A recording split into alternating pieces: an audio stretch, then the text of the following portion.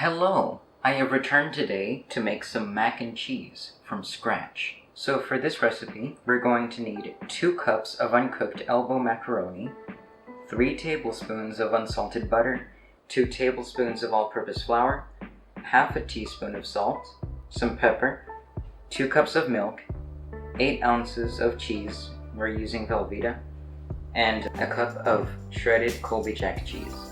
So our first step is going to be putting non-stick cooking spray onto the pan. Once you've done that, just put it to the side because we don't need it right now.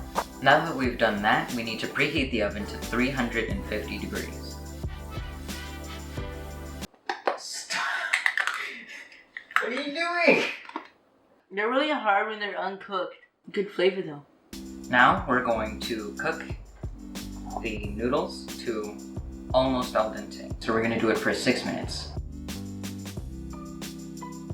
So now the pasta has cooked and we're just going to set this aside for a later time. So now we're going to grab our saucepan and put it over medium heat. Now we're going to melt the butter in there.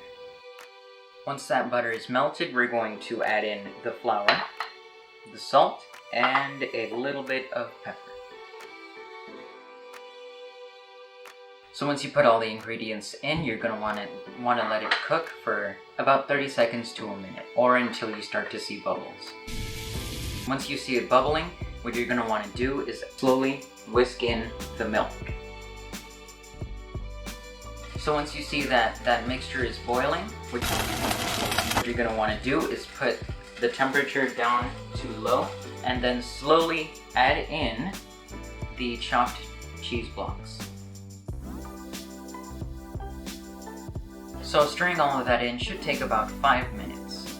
Once all of that is good, you're going to want to add the macaroni.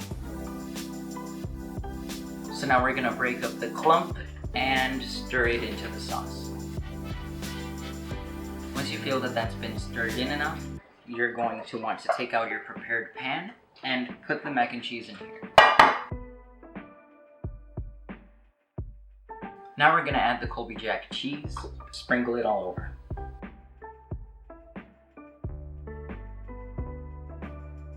Now we're going to put it into the oven at 350 degrees and leave it in there for about 30 minutes.